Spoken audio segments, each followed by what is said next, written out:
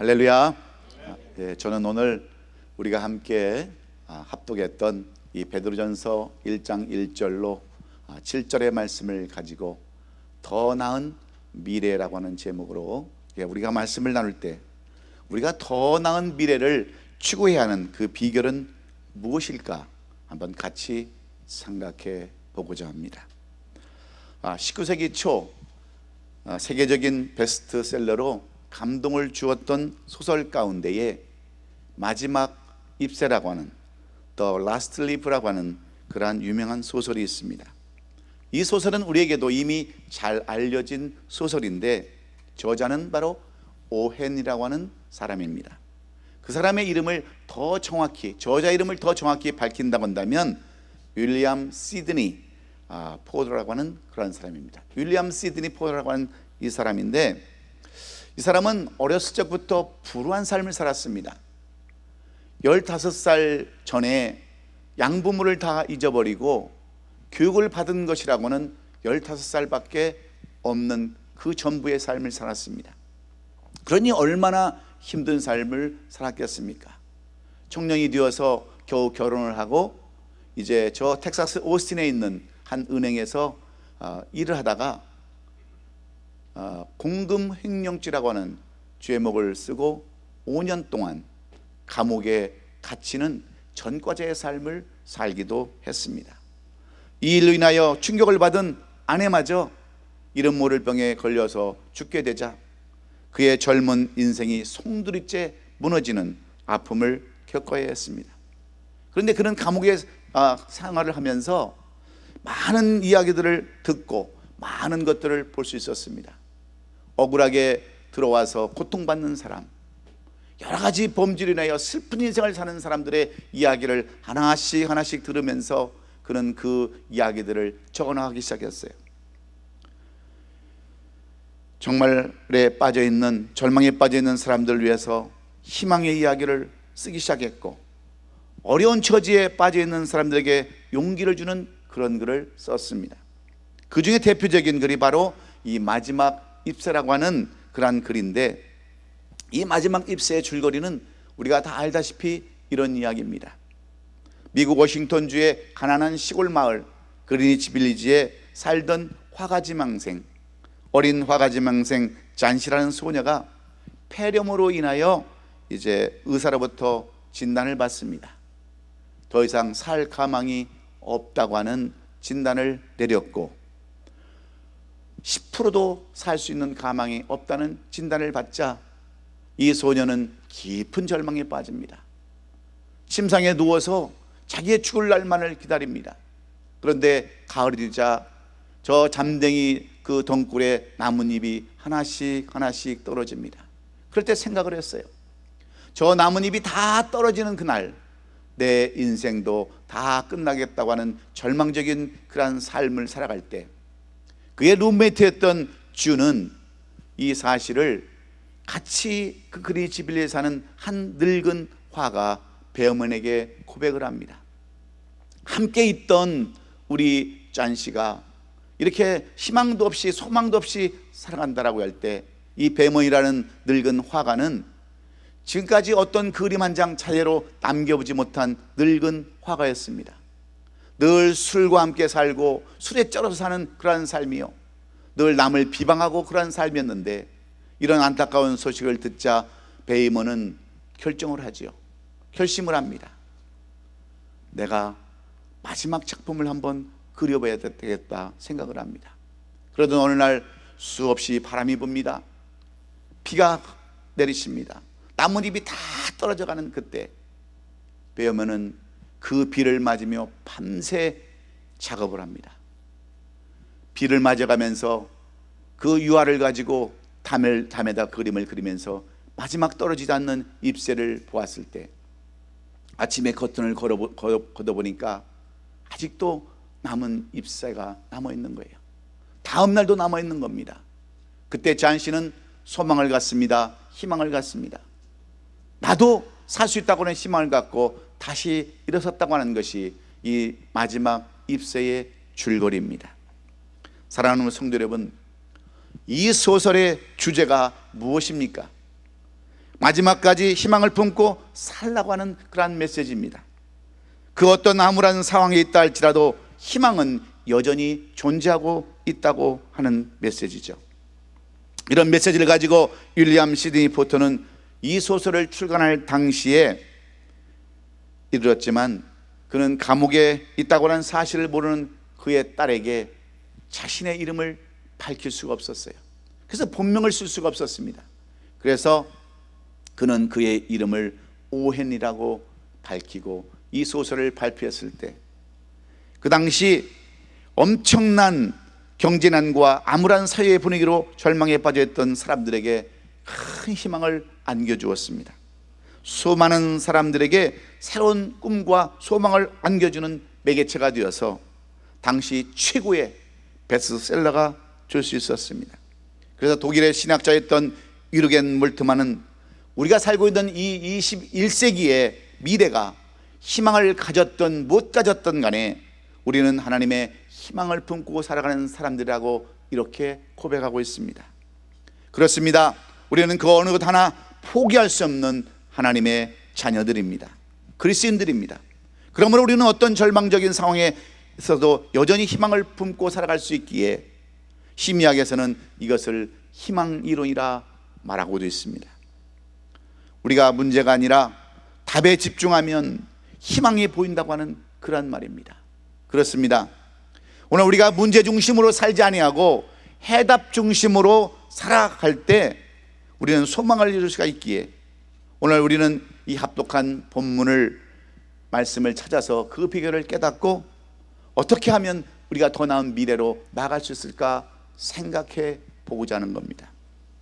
오늘 이 본문의 배경을 살펴보면 예수님의 제자였던 사도 베드로가 본도, 갈라디아, 갑바도기아, 아시아의 비두니아에 흩어져 있던 디아스포라, 흩어진 나그네, 핍박받는 당시 그리스인들에게 보내는 위로의 편지 내용입니다. 로마 왕 네로의 핍박과 탄압으로 인하여 정든 고향과 일터를 떠나야 했던, 그리고 도망갈 수밖에 없었고 피할 수밖에 없었던 당시 초대교회 성도들에게 사도 베드로는 너희들에게도 얼마든지 소망이 있고 희망이 있다고 하는 것을 말씀해 주는 위로의 내용입니다. 더 이상 아무런 소망도 없이 도망자로 숨어 살아야 했던 그들에게 어떻게 하면 우리가 소망 가운데 더 나은 미래를 향하여 나갈 수 있을까 하는 내용이 이 중심적 신앙인데, 오늘 그래서 사도 베드로는 신학적인 주제가 뭐냐면 바로 희망이고 소망이 있습니다. 이런 메시지예요. 사도 바울의 믿음을 강조했고 사도 요한이 사랑을 강조했다고 한다면 사도 베드로는 이 믿음과 사랑을 더 초월하는 희망과 소망을 이야기하고 있는 것입니다. 그렇다면 우리는 어떻게 잃어버린 꿈과 소망을 회복해 나가야 할까요? 우리는 지금 21세기에 영적 디아스포라가 되어서 힘든 삶을 현재 살아가고 있습니다. 무려 9개월이나 지속되어 왔던 팬데믹으로 인해서 신앙의 디아스포라, 흩어진 나그네의 삶을 살아가는 것도 여러분 사실입니다. 겪어지 못한 사회 변화와 앞으로 전개될 앞날의 불안감 때문에 민감한 반응과 두려움으로 신앙마저 제대로 지키지 못하고 사는 것도 사실입니다. 기도 생활도, 헌신도, 봉사도, 전도도, 선교도 다 손을 놓아버리고 넋 빠진 차는 사람들처럼 살아가는 모습이 저와 여러분들의 그러한 모습들입니다. 도무지 나아질 것 같지 않은 현실을 바라보면서 절망에 빠져있는 사람들도 우리 가운데는 있습니다. 이런 우리들, 소망과 희망을 잃어버리고 절망 가운데 살아가는 우리들을 향하여 사도 베드로는 어떻게 해야 더 나은 미래를 향하여 나아갈 수 있는가, 그것을 오늘 우리에게 교훈해 주고자 하는 것입니다. 그러면 우리는 어떻게 더 나은 미래를 향하여 나아가야 될까요? 첫째는 부활의 생명으로 나아가야 한다라고 베드로는 그렇게 우리에게 강조하고 있습니다. 다시 말하면 부활의 신앙을 우리가 회복해야 한다고 하는 그러한 말과 똑같습니다. 원래 베드로는 기질적으로 다혈질인 사람이었습니다. 그러다 보니까 잠정에 조절이 되지 않았어요. 그래서 쉽게 낙심하거나 좌절하는 경향이 너무나도 많이 있었습니다. 그런데 그가 갈릴리 호숫가에서 부활하신 예수님을 만난 이후에 그는 새로운 활력을 얻게 되었고 새로운 기운을 얻어서 마침내 그는 희망의 사도로 살았습니다. 희망의 전도사로 살 수 있었어요. 그렇습니다. 우리는 부활하신 예수님을 통하여 영원한 생명을 가진 자가 되었으므로 절망을 정복하는 삶이 가능하다는 것을 우리는 잊지 말아야 합니다. 여기서 거듭나게 하셨다는 말은 새로운 생명을 가진 자가 되게 하셨다고 하는 말과 똑같습니다. 그래서 우리도 산 희망을 가지고 살아갈 수 있음을 강조하고 있는 거죠.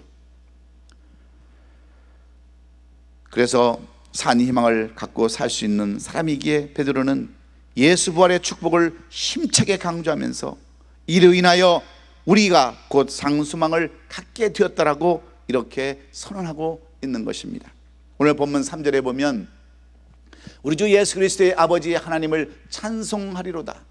그의 많으신 긍휼대로 예수 그리스도를 죽은 자 가운데서 부활하게 하심으로 말미암아 우리를 거듭나게 하사 산 소망이 있게 하셨다라고 이렇게 3절은 말씀하고 있는데, 이 말씀이 여러분 어떤 말씀입니까? 이 말씀을 쉬운 성경으로 살펴보면 이런 말씀이에요. 우리 주 예수 그리스도의 아버지 하나님을 찬양합니다. 하나님은 자비로우셔서 우리에게 산소망을 주십니다. 죽은 자 가운데서 예수님께서 부활하심으로 우리는 새 생명을 받은 것입니다. 이제 우리는 하나님께서 그분의 자녀들에게 주려고 준비해 두신 복을 소망합니다. 그런 뜻이에요. 얼마나 여러분 현실적인 축복입니까? 예수님께서 우리 인생의 최악의 절망적인 죽음까지도 정복해 주셨는데, 여러분 다른 문제는 여러분 해결해 주시지 않으시겠습니까? 우리가 어떤 그 절망적인 상황에서도 다시 일어날 수 있다는 그 말씀을 이렇게 베드로는 강조하고 있는 거죠. 이것이 부활이라는 단어의 기본 개념이라는 것을 우리는 알아야 합니다. 그래서 부활이라는 단어는 일어난다, 살아난다, 재기한다, 더 나아가서는 올라간다, 여러분 그런 뜻 아닙니까? 제가 처음 교회를 개척할 때 우리 교회 이름을 더 리바이벌 처치라고 했어요. 리바이벌은 다시 회복한다고 하는 것입니다. 잃어버린 신앙을 회복하고, 잃어버린 믿음을 회복하고, 잃어버린 사랑을 다 회복하기 위해서 우리는 리바이벌 처치라고 하는 부흥교회라고 하는 그 이름을 써서 개척을 했습니다. 그랬을 때 수많은 사람들이 저는 회복되는 것을 발견할 수도 있었어요. 왜 그렇습니까? 부활신앙은 우리에게 반드시 필요한 신앙이기 때문인 줄로 믿습니다. 오늘 우리도 절망의 무덤의 문을 가로막고 있는 이 큰 바위덩어리 같은 인생의 문제와 장애물을 과감하게 밀어젖히고 다시 서로 일어날 수 있기를 예수님의 이름으로 축원합니다. 부활의 신앙만 회복하면 그 모든 것을 다 회복할 수 있기 때문에 그래요. 사업이 힘들어도 다시 일어날 수 있습니다. 몸이 망가졌어도 다시 일어날 수 있어요. 넘어졌어도 쓰러졌어도 영적으로 피폐한 삶을 살아간다 할지라도 우리가 부활의 신앙을 회복한다면 우리는 얼마든지 다시 일어날 수 있는 줄로 믿습니다. 그래서 일반적인으로 성공하는 사람들에게는 세 가지의 좌우명이 있다고 합니다. 첫째는 절대로 낙심하지 않는 것이고, 두 번째는 절대로 포기하지 않는 것이고, 세 번째는 희망을 버리지 않는 것이라 말하고 있습니다. 왜 그런지 아십니까? 우리는 다 예수님의 부활의 축복으로 산 희망을 가진 사람들이기 때문입니다. 그래서 레드라고 하는 신학자는 이것을 축복된 소망, Blessed Hope라고 이렇게 불렀어요. 이것이 부활의 여러분 온전한 그런 의미입니다. 인생의 겨울을 지나서 희망의 봄으로 세워주는 것이 부활의 능력이기 때문입니다. 사랑하는 우리 성도 여러분, 여러분에게는 부활의 신앙을 가지고 계십니까? 하나님께서 능력을 베풀어 주신 그 부활의 능력을 오늘도 우리가 수여한다면 이 팬데믹이 무슨 의미가 있겠습니까? 아무리 우리가 넘어졌다 할지라도, 쓰러졌다 할지라도 이 다시 한번 부활의 소망, 주님을 확신하는 그 소망을 다시 한번 여러분 가지셔서 이제 2달밖에 남지 않은 이 11월이 우리에게는 아름다운 열매로 거듭나고 감사가 넘치는 이 11월, 12월 마지막 두 달이 될 수 있기를 예수님의 이름으로 축원합니다. 두 번째로, 하나님의 능력으로 보호받는다는 것을 확신해야 한다라고 오늘 베드로는 우리에게 교훈해 줍니다. 베드로는 부활하신 예수님의 그 현존하심을 강조했습니다. 보혜사 성령으로 오셔서 역사하시고 계심을 그는 주장했어요. 예수님은 인간이 만든 무덤문을 활짝 열고 부활하시기 때문에 시간과 공간을 초월해서 우리와 함께 하신다고 하는 사실을 확실히 그는 믿었습니다. 그래서 본문 5절에 이렇게 말씀하고 있지 않습니까?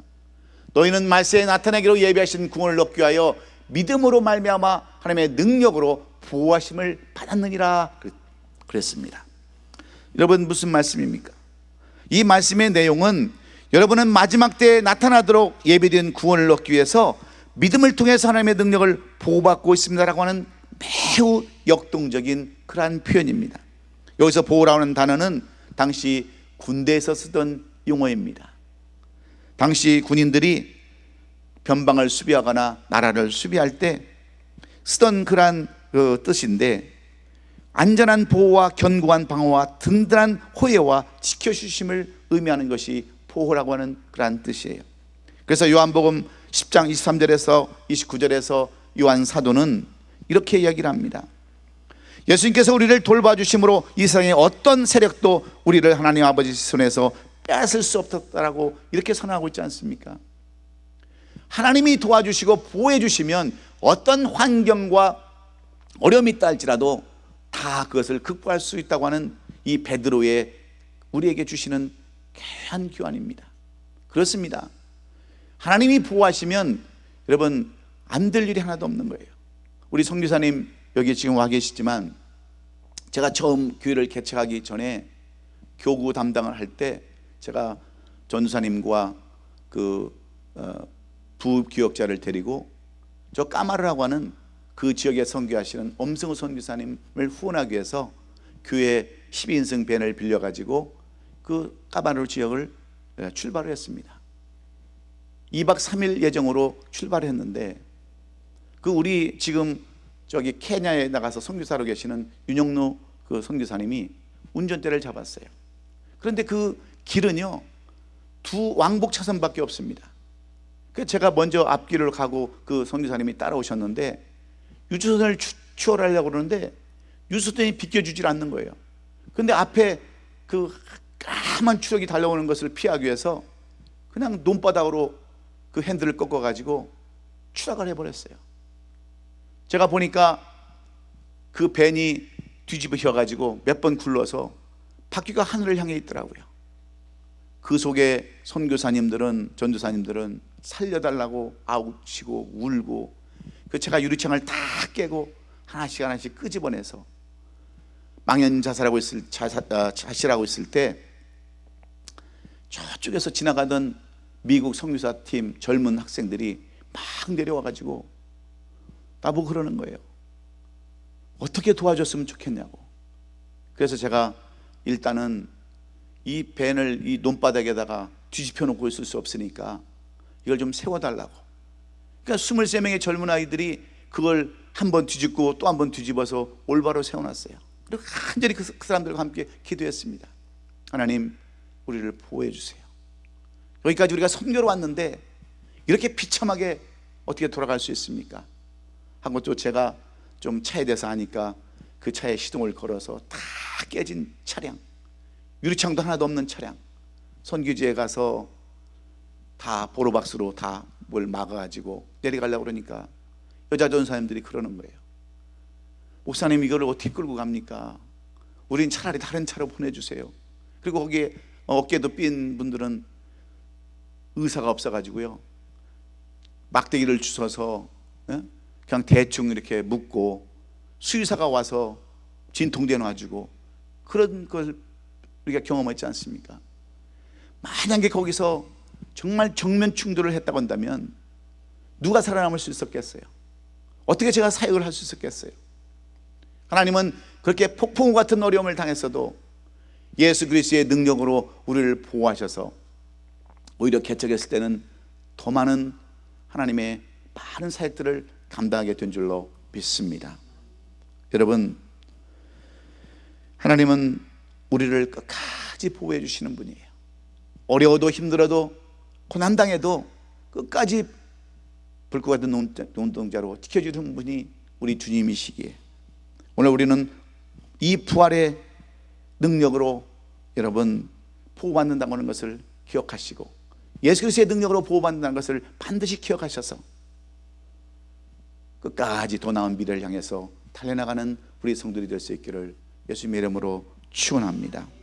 그래서 마가복음 16장 20절에서 보여준 것처럼 주님은 우리와 함께 하시면서 기적과 이적의 인생을 가능케 해 주시는 것입니다. 그래서 다윗은 시편 23편에서 뭐라고 이렇게 고백합니까? 내가 사망한 음침한 골짜기로 다닐지라도 해를 두려워하지 않은 것은 주께서 나와 함께 하심이라. 주의 지팡이와 막대기가 나를 안위하시니이다. 이렇게 노래하고 찬양한 줄 믿습니다. 주권 들어서 21세기의 현대인들을 어떻게 여러분 특정하는 줄 아십니까? 우리들을 어떻게 여러분 많은 사람들이 표현하는 줄 아십니까? 우리를 도시 유목민이라고 이렇게 표현하고 있습니다. 많은 사람들이 한 곳에 살지만 정착도 없고 안정도 없습니다. 대체적으로 한 자리에 머물지도 않습니다.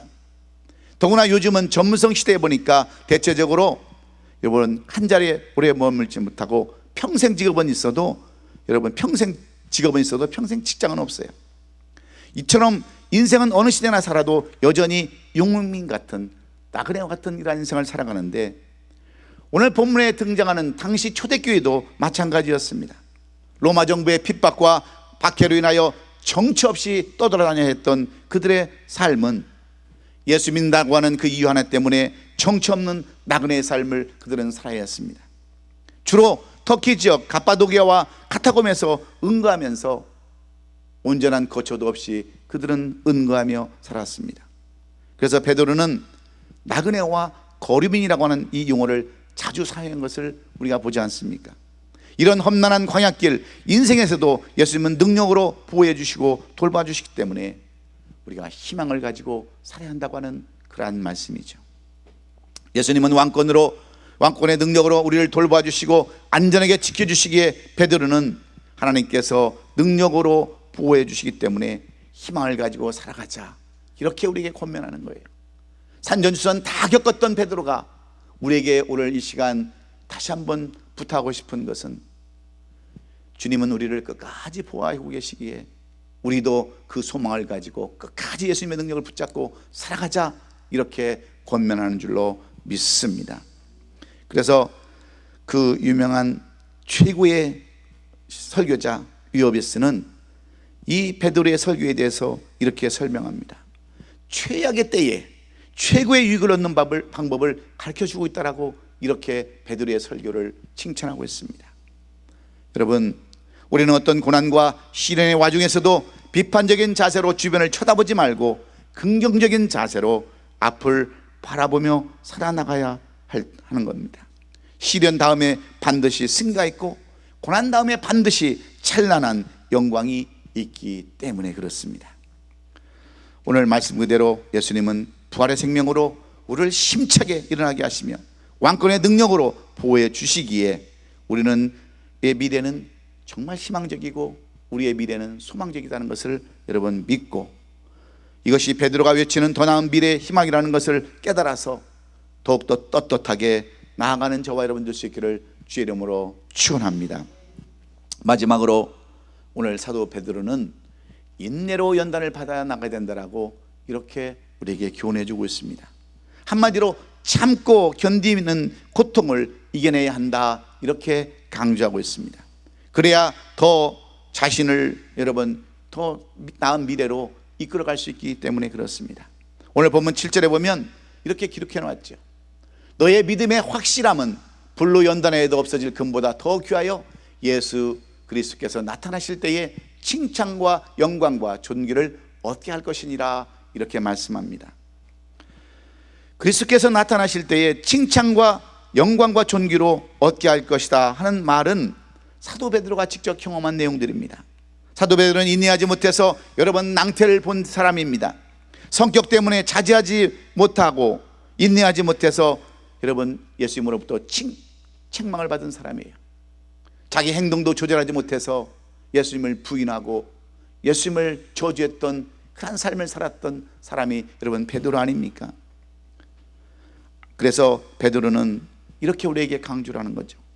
아무리 사랑이 많고 믿음이 좋고 소망이 넘쳐도 인내가 없다면 그것은 온전할 수가 없다라는 겁니다. 뿐만 아니라 진정한 소망과 희망은 그냥 저절로 생기는 것이 아니기에 마치 불로 연단되어 만들어진 금처럼 연단을 통해서 이루어진다라고 이렇게 강조하는 것입니다. 그러므로 인내하고 참고 견디는 연단을 회피하지 말라는 거예요. 고통이 와도 어려움이 와도 그것을 회피하지 말고 정면으로 부딪혀서 그것을 능히 뚫고 나가는 그러한 삶을 살라고 오늘 베드로는 우리에게 교훈해 줍니다. 사랑하는 성도 여러분, 저는 오늘 이 말씀을 정리하기를 원합니다. 우리가 더 나은 미래로 나아가기를 원하는 것은 무엇보다도 예수님의 발자취를 따라가는 길인 줄로 저는 그렇게 믿습니다. 사도 베드로가 고백하고 강조하는 주장은 소망을 갖는 길은 주님처럼 살아가는 것입니다. 사도 베드로가 고백하고 강조하고 주장하는 길은 정말 주님이 가셨던 그 길, 주님이 경험했던 그 길을 가는 길인데, 주님은 아버지의 말씀을 쫓아 순종하며 약속의 말씀대로 부활의 소망을 가지고 가셨기에 부활의 주인공이 될 수 있었습니다. 절대적으로 아버지 하나님의 부활심을 의지했기에 그 모진 십자가를 짊어질 수 있었고, 골고다 언덕 위에서 위대한 십자가상의 치련을 남길 수 있었습니다. 그리고 모진 고통과 조롱과 핍박과 인내를 견디셨기에 부활의 주인공이 되셔서 하나님 우편의 보좌에 앉게 되셨고, 이제는 다시 오실 재림의 주로 보혜사 성령을 먼저 보내주시고 오늘도 재림을 준비하시는 주님이 되셨어요. 이 모든 과정을 처음부터 나중까지 하나하나 빠짐없이 지켜보고 경험했던 수제자 사도 베드로는 이러한 절망적인 상황에서 뒤늦게 깨닫고 통곡하면서 이렇게 베드로전서에 서신을 남기면서 소망의 사도로서 우리에게 권면하는 것입니다. 그렇습니다. 비록 우리의 삶이 힘들고 고달프고 어렵다 할지라도 우리에게는 앞으로 주어진 소망의 날들이 있습니다. 그 소망의 날들이 어떤 분에게는 짧을 수도 있고 어떤 분에게는 길 수도 있지만, 중요한 것은 무엇입니까? 주어진 그 날들을 어떻게 활용하느냐에 달려 있습니다. 이제 2달밖에 남지 않은 이 한 해의 끝을 우리는 사도 베드로처럼 예수님처럼 부활의 생명으로 부활의 신앙을 회복할 수 있기를 주의 이름으로 축원합니다. 하나님의 능력으로 보호받는 것을 확신하며 나갈 수 있기를 주의 이름으로 축원합니다. 인내로 연단받아야 받는다는 것을 깨달아서 참고 견디며 나가기를 주의 이름으로 축원합니다. 그러면 더 나은 미래가 우리 교회의 성도와 우리 교회의 모든 성도들의 삶과 가정 속에서 넘쳐날 수 있길, 오늘도 예수님처럼 베드로처럼 살게 달라고 이 한 주간 기도하면서 이제 11월 시작하는 우리 남가주 오시 아름다운 교회 성도들이 될 수 있기를 주의 이름으로 축원합니다. 기도하겠습니다.